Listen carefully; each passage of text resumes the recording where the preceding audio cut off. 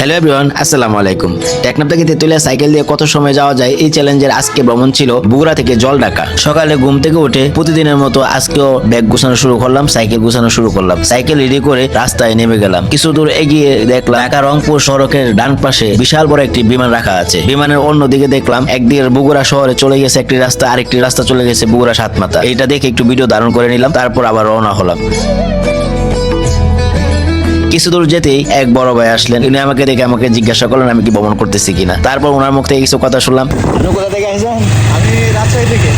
ভ্রমণ ভালোবাসেন? হ্যাঁ, আমার মানে একটা শখের একটা জিনিস আর কি। ভ্রমণ? কয়টা জেলা হয়েছে ঘোরা? মোটামুটি তো 20-25টা জেলা হয়েছে। আমি 64 জেলা ঘুরে ফেলছি আগে। তারপর বিদায় নিলাম ওনার কাছ থেকে, নিয়ে আবার রওনা হলাম। রওনা হওয়ার পর কিছু দূর যখন গেলাম, তারপর গিয়ে দেখলাম একটি ট্রাক উল্টে আছে। ঘটনাস্থলে একটু থেমে ভিডিও করলাম, এরপর আবারও পুরো দমে রওনা হলাম। আজকে সকাল থেকে আবহাওয়াটা ছিল একটু বেশ, সকালে একটু বৃষ্টি হচ্ছিল, তারপরে আর সারাদিন কোনো বৃষ্টি হয় নাই। আজকে সাইকেল চালানোর মজাই ছিল আলাদা, কিন্তু এত বেশি গরম ছিল না। কিছু দূর যাওয়ার পর দেখলাম ড্রাগন বাগান। সেই বাগানটি দেখে নিজের কাছে আর থামতে পারলাম না, আবারও আপনাদেরকে দেখানোর জন্য বাগানে একটু ভিডিও করে নিলাম। এরপরে আবারও রওনা হলাম।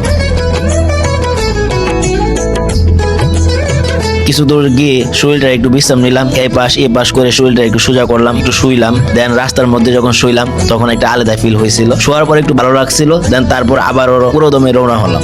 কিছু দূর যাওয়ার পরে দেখলাম বিশাল বড় বড় দুটি গাছ। এত বড় গাছ দেখে আপনাদেরকে দেখানোর জন্য একটু ভিডিও করে নিলাম। ভিডিও করার পর আবার রওনা হলাম। একটু সামনে এগিয়ে দেখি কিছু বাচ্চারা আছে, তাদের সাথে একটু সময় কাটালাম। অনেকে আমার ভিডিও দেখে তাদেরকে উঠোগ্রাফ দিলাম। দেন আবার একটু ভালো লাগা কাজ করলো। দেন আবার রওনা হলাম। অনেকক্ষণ সাইকেল চালানোর পর মনে হলো এবার একটু শক্তির প্রয়োজন। তারপর কলা খেলাম, বিস্কুট খেলাম, পানি খেলাম, কিছু সঞ্চয় শক্তি করলাম। তারপর আবারও যাত্রা শুরু করলাম।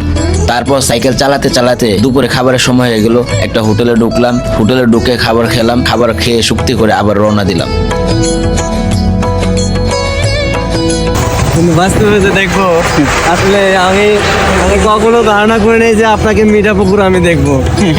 মানে আমি অনেক আপনাকে ফলো করি, তো মানে খুব ভালো লাগলো ভাই, সত্যি কথা। ধন্যবাদ। আপনি না? আছে আলহামদুলিল্লাহ।